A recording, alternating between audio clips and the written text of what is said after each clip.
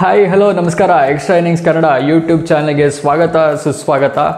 ಇವತ್ತು ಬೆಂಗಳೂರು ಬುಲ್ಸ್ PKLಲ್ಲೇ first time 5-5 win ಆಗ್ತಾರಂತ ನಾವು ಕನಸು ಕಂಡಿದ್ವಿ. ಆದರೆ ಕನಸು ಕನಸಾಗೆ ಉಳಿದೆ ಅಂತ ಹೇಳ್ಬೋದು. ಯಾಕೆಂದರೆ ತಮಿಳ್ ತಲವೇಸ್ ವಿರುದ್ಧ ಇವತ್ತೇನು ಮ್ಯಾಚ್ ಇತ್ತು, ಮ್ಯಾಚಲ್ಲಿ ಕೈಯಲ್ಲಿದ್ದ ಮ್ಯಾಚ್ನ ನಾವು ಕಳ್ಕೊಂಡಿದ್ದೀವಿ ಅನ್ನೋ ರೀತಿ ಫೀಲಿಂಗ್ಸ್ ಬರ್ತಿದೆ. ಯಾಕಪ್ಪ ಆ ರೀತಿ ಹೇಳ್ತಿದ್ದೀನಿ ಅಂದರೆ, ಫಸ್ಟ್ ಹಾಫಲ್ಲಿ ನಮ್ಮದು 6 ಪಾಯಿಂಟ್ಸ್ ಲೀಡ್ ಇತ್ತು. ಬಟ್ ಸೆಕೆಂಡ್ ಹಾಫ್ ಮುಗಿಯೋಷ್ಟೊತ್ತಿಗೆ ನಾವು 6 ಪಾಯಿಂಟ್ ಹಿನ್ನಡೆಯಲ್ಲಿ ಮ್ಯಾಚ್ನ ಸೋಲ್ತೀವಿ. ಸುಮಾರಷ್ಟು ಮಿಸ್ಟೇಕ್ಸ್ ಡೆಫಿನೆಟ್ಲಿ ಆಗಿದೆ. ನಾವು ಲಾಸ್ಟ್ 4 ಮ್ಯಾಚಸ್ ವಿನ್ ಆಗಬೇಕಾದ್ರೆ ಒಂದು ಕೆಲವು ಮಿಸ್ಟೇಕ್ಸ್ ಆಗ್ತಿತ್ತು. ಬಟ್ ಅದು ಮ್ಯಾಚ್ ವಿನ್ ಆಗಿರೋದ್ರಿಂದ ನಮಗೆ ಅಷ್ಟು ಮರೆ ಮ್ಯಾಚ್ದಂಗೆ ಆಗ್ತಿತ್ತು. ಬಟ್ ಇವತ್ತು ಅದೇ ಮಿಸ್ಟೇಕ್ಸ್ ಎಲ್ಲ ಕಾಂಪೌಂಡ್ ಆಗಿ ಈ ಮ್ಯಾಚ್ ಸೋಲೋಕ್ಕೆ ಕಾರಣ ಆಗಿದೆ ಅನಿಸುತ್ತೆ. ಮಿಸ್ಟೇಕ್ಸ್ ನಮ್ಗೆ ಗೊತ್ತಿರೋ ಹಂಗೆ ಡಿಫೆಂಡರ್ಸ್ ಪದೇ ಪದೇ ಕೈ ಕೊಡ್ತಾನೆ ಇದ್ದಾರೆ. ಇವತ್ತಂತೂ ಫುಲ್ ಡಿಫೆನ್ಸ್ ನಮ್ಮದು ಏನು ವರ್ಕೇ ಆಗಿಲ್ಲ ಅಂತ ಹೇಳ್ಬೋದು.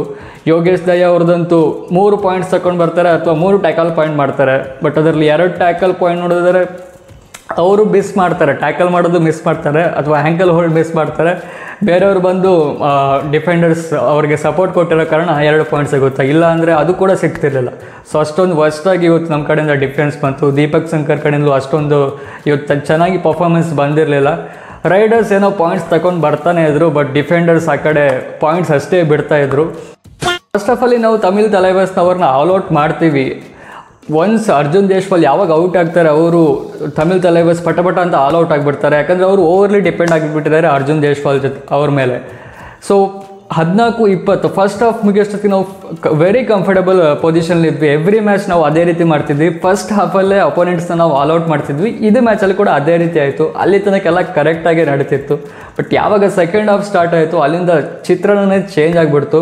ಅರ್ಜುನ್ ದೇಶ್ಪಾಲ್ ನೆಕ್ಸ್ಟ್ ಲೆವೆಲ್ ಒಂಥರ ಟಚ್ಚಲ್ಲಿ ಕಂಡುಬಿಟ್ರು. ಆ್ಯಕ್ಚುಲಿ ಇವತ್ತು Bengaluru Bulls against every time ಆಡ್ತಾರಂತ ಹೇಳ್ತಾರೆ. ಬಟ್ ಇವತ್ತು ಸೆಕೆಂಡ್ ಹಾಫಲ್ಲಿ ಅರ್ಜುನ್ ದೇಶ್ಪಾಲ್ ಇನ್ನೊಂದು ರೂಪನೇ ಬಂದಂತ ಹೇಳ್ಬೋದು. ಯಾಕಂದರೆ 14-20 ಇದ್ದಿದ್ದು ಸಡನ್ನಾಗಿ ನಾವು ಆಲ್ಔಟ್ ಆಗಿ ಅವ್ರ ಕಡೆ 26 ಬರುತ್ತೆ, ನಮ್ಮ ಕಡೆ 23 ಬರುತ್ತೆ. 3 ಪಾಯಿಂಟ್ ಲೀಡ್ ಅವ್ರ ಕಡೆ ಹೋಗ್ಬಿಡುತ್ತೆ. ಆಮೇಲೆ ಆಲ್ಔಟ್ ಆದಮೇಲೂ ನಮಗೊಂದು ಚಾನ್ಸಸ್ ಇತ್ತು ಅವ್ರನ್ನ ಇನ್ನೊಮ್ಮೆ ಆಲ್ಔಟ್ ಮಾಡೋಕ್ಕೆ. ಅಂಥ ಸಿಚುವೇಶನ್ ಕೂಡ ಕ್ರಿಯೇಟ್ ಆಗಿತ್ತು. ಯಾಕಂದರೆ ಅರ್ಜುನ್ ದೇಶ್ಪಾಲ್ ಔಟ್ ಆಗ್ತಾರೆ. ನೆಕ್ಸ್ಟ್ ಇಲ್ಲಿ ಡಿಫೆಂಡ್ ಮಾಡಬೇಕಾದ್ರೆ ನಮ್ಮ ಕಡೆಯಿಂದ ಸಾಹಿಲ್ ರತಿ ಅವರು ಒಂದು ಕಾಸ್ಟ್ಲಿ ಮಿಸ್ಟೇಕ್ ಮಾಡ್ತಾರೆ. ಟ್ಯಾಕಲ್ ಮಾಡಿಬಿಟ್ಟಿದ್ದಾರೆ. ಎಲ್ಲರೂ ಡಿಫೆಂಡ್ ಮಾಡಿ ರೈಡರ್ನ ಟ್ಯಾಕಲ್ ಮಾಡಿದ್ದಾರೆ. ಬಟ್ ಟ್ಯಾಕಲ್ ಮಾಡೋಕ್ಕಿಂತ ಮೊದಲೇ ನಮ್ಮವರು ಲೈನಿಂದ ಹೊರಗಡೆ ಹೋಗಿರೋದ್ರಿಂದ ಸೆಲ್ಫಾಗಿ ಔಟ್ ಆಗ್ತಾರೆ. ಅಲ್ಲಿ ಯಾವಾಗ ಸೆಲ್ಫ್ ಔಟ್ ಆಗ್ತಾರೋ ಆವಾಗಲೇ ಅರ್ಜುನ್ ದೇಶ್ಪಾಲ್ ಒಳಗಡೆ ಬಂದುಬಿಡ್ತಾರೆ. ಅಲ್ಲಿಂದ ಅಣ್ಣ ಹೊರಗಡೆನೇ ಹೋಗಿಲ್ಲ ಅನ್ನೋ ರೀತಿಯೇ ಆಡಿದ್ರು. ಯಾಕಂದರೆ ಅಲ್ಲಿ ಆಲ್ಔಟ್ ಮಾಡಿದ್ರೆ ನಮಗೆ ಡೆಫಿನೆಟ್ಲಿ ಇವತ್ತು ವಿನ್ ಆಗೋ ಚಾನ್ಸಸ್ ಇತ್ತು. ಬಟ್ ಆ ಚಾನ್ಸ್ ಒಂದು ಕಾಸ್ಟ್ಲಿ ಮಿಸ್ಟೇಕ್, ಸಿಂಪಲ್ ಮಿಸ್ಟೇಕಿಂದ ನಮಗೆ ಅದು ಮ್ಯಾಚ್ ನಮ್ಮ ಕಡೆಯಿಂದ ಹೋಯ್ತು ಅಂತಲೇ ಹೇಳ್ಬೋದು. ಸೊ ಓವರಾಲ್ ಅಗೇನ್ ಅಲಿರೇಜಾ ಕಡೆಯಿಂದ ಮತ್ತೆ ಒಳ್ಳೆ ಪರ್ಫಾರ್ಮೆನ್ಸ್ ಬಂದಿದೆ. ನಮ್ಮ ಗಣೇಶ್ ಅಣ್ಣನ ಕಡೆಯಿಂದ ಅಷ್ಟೊಂದು 4 ಪಾಯಿಂಟ್ಸ್ ಏನೋ ಬಂತು. ಬಟ್ ಇನ್ನೂ ಜಾಸ್ತಿ ಅವ್ರ ಕಡೆಯಿಂದ ಎಕ್ಸ್ಪೆಕ್ಟೇಷನ್ಸ್ ಇದೆ. ಇನ್ನೂ ಪಾಯಿಂಟ್ಸ್ ಬರಬೇಕಿತ್ತಂತ ಅನಿಸುತ್ತೆ. ಈ ಕಡೆ ನೋಡಿದ್ರೆ ಡಿಫೆನ್ಸ್ ಆಲ್ರೆಡಿ ಹೇಳ್ದಂಗೆ ತುಂಬ ಡಿಸಪಾಯಿಂಟಿಂಗ್ ಡಿಫೆನ್ಸ್ ವರ್ಕ್ ಇವತ್ತು ನಮ್ಮ ಕಡೆಯಿಂದ ಆಗಿದೆ. ಸೊ ಈ ಮ್ಯಾಚಲ್ಲಿ ಏನಾದರೂ ಪ್ಲಸ್ ಪಾಯಿಂಟ್ ಇದೆಯಾ ಅಂತ ನೋಡಿದರೆ ಡೆಫಿನೆಟ್ಲಿ ಅಹಮದ್ ರೇಜಾ ಒಂಥರ ಆಲ್ರೌಂಡ್ ಪರ್ಫಾರ್ಮೆನ್ಸ್ ಕೊಟ್ಟರು ಅಂತ ಹೇಳ್ಬೋದು. ಫಸ್ಟ್ ಹಾಫಲ್ಲಿ 2 ಪಾಯಿಂಟ್ಸ್ ರೈಡ್ ಮಾಡ್ಕೊಂಡು ಬರ್ತಾರೆ. ಆಮೇಲೆ ಡಿಫೆನ್ಸ್ ಕೂಡ ಚೆನ್ನಾಗಿ ಮಾಡ್ತಾರೆ. ಒಂದೆರಡು ಡುಬ್ಕಿ ಎಲ್ಲ ಟ್ರೈ ಮಾಡ್ತಾರೆ. ಒಂದೆರಡು ಸಲ ಸಕ್ಸಸ್ಫುಲ್ ಕೂಡ ಆಗ್ತಾರೆ.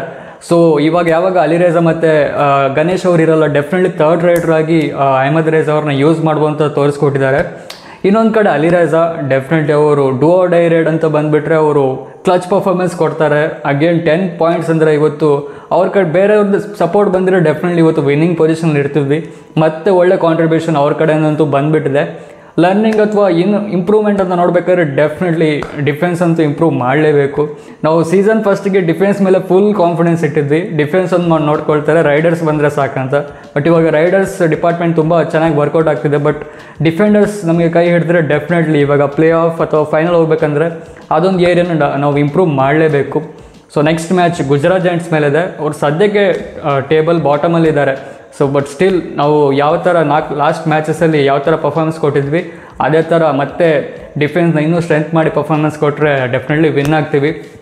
ಸೊ ನೋಡೋಣ ನೆಕ್ಸ್ಟ್ ಮ್ಯಾಚ್ ಏನಾಗುತ್ತೆ ಅಂತ. ಸೊ ಅಂಟಿಲ್ ನೆಕ್ಸ್ಟ್ ಟೈಮ್ ಬಾಯ್. ಮತ್ತೆ ಭೇಟಿಯಾಗೋಣ. ನಮಸ್ಕಾರ.